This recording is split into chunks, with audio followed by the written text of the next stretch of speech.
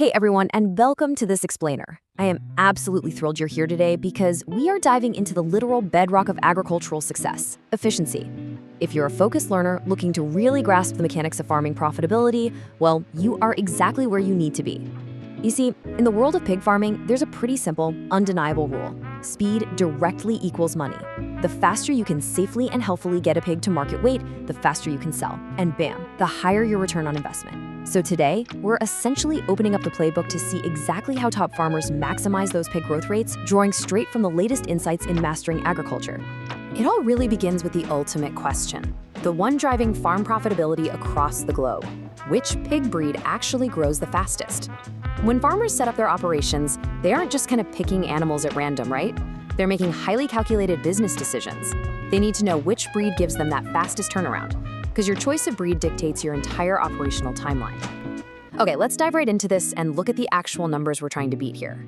5 to 8 months. That right there is the standard window of time it typically takes for most pigs to hit market weight. You can think of this as the ultimate ticking clock in our agricultural business plan. The whole game of commercial pig farming is basically about optimizing those 5 to 8 months. A smart farmer looks at that timeline and immediately asks, okay, how can I guarantee I hit the early side of that window? And which asset, which breed of pig is going to get me there? Section 1. Meet the top 3 breeds. To answer that question of speed, we really need to look at the market leaders. We're going to profile the top 3 breeds in the industry today, treating them just like high-value assets in a farming portfolio. First up, we've got the Yorkshire.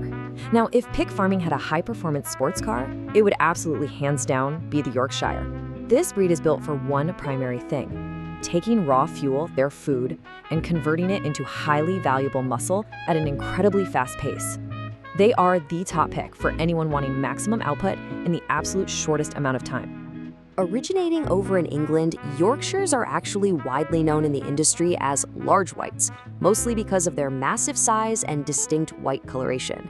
But their true superpower, the real reason they're such a premium asset, is that they generally grow the fastest out of all the popular breeds.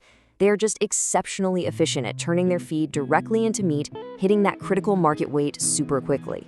So if pure speed to market is your ultimate goal, the Yorkshire is definitely the gold standard.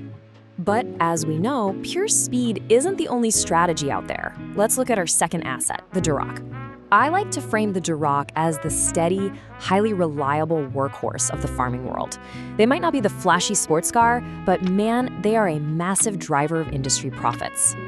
Hailing from the United States, the Duroc is super easy to spot thanks to its distinct reddish-brown coat. Their superpower, striking the perfect balance. They offer exceptionally steady, healthy growth, but they pair it with truly excellent meat quality. People absolutely love Durocs because they turn food into meat very well, all while maintaining really robust health. They're the go-to option if you want a rapid turnaround but absolutely refuse to compromise on the premium quality of your final product. And that brings us to our third major player, the Landrace. If the Yorkshire is our sports car and the Duroc is our workhorse, well, the Landrace is the foundational family builder. They offer a completely different yet equally vital long-term value proposition for a farming business. Originally from Denmark, the Landrace breed is world-renowned for its maternal qualities. Their superpower isn't raw speed. It's their ability to be incredible mothers who produce and care for very large litters of piglets. Plus, they're highly adaptable.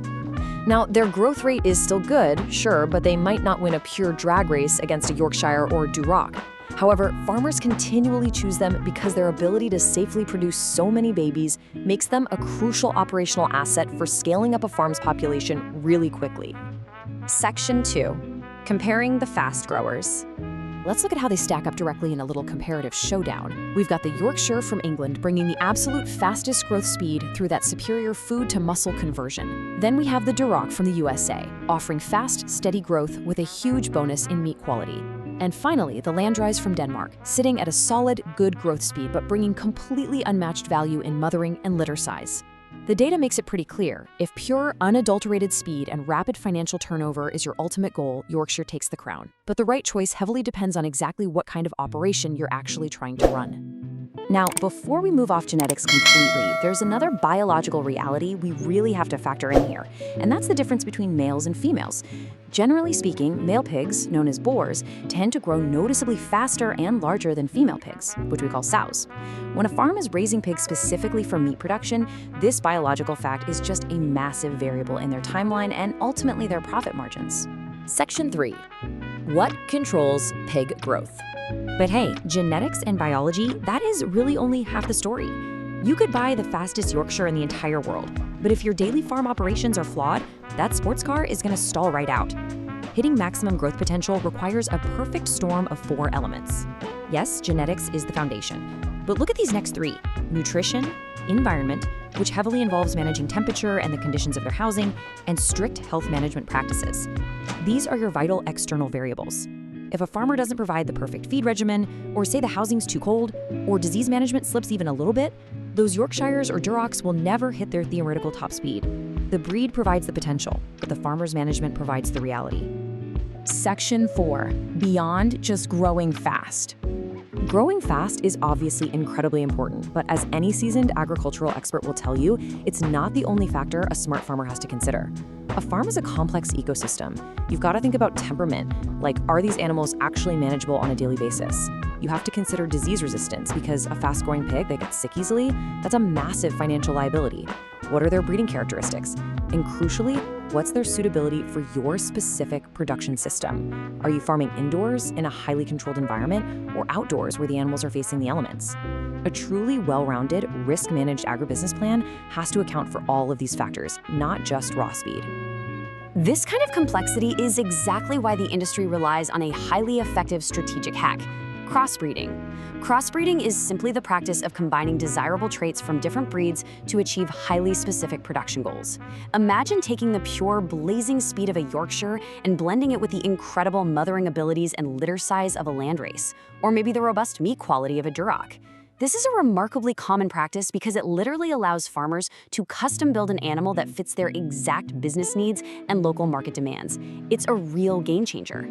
Section 5, choosing your winning breed. So we've broken down the timeline, we've profiled the top assets, and we've looked at those crucial daily operational variables. I want to leave you with this final strategic question, mainly because there is no single correct answer in agriculture. Based on your specific local conditions, your climate, your facility type, and exactly what your market demands, which breed or which crossbreed will maximize your profitability? Is it the pure speed of the Yorkshire, the reliable quality of the Duroc, or the foundational scale of the landrace? Looking at a farm as a dynamic, highly optimized business is really what separates the average from the elite. Thank you so much for joining me for this explainer. Keep analyzing, keep optimizing, and I'll catch you next time.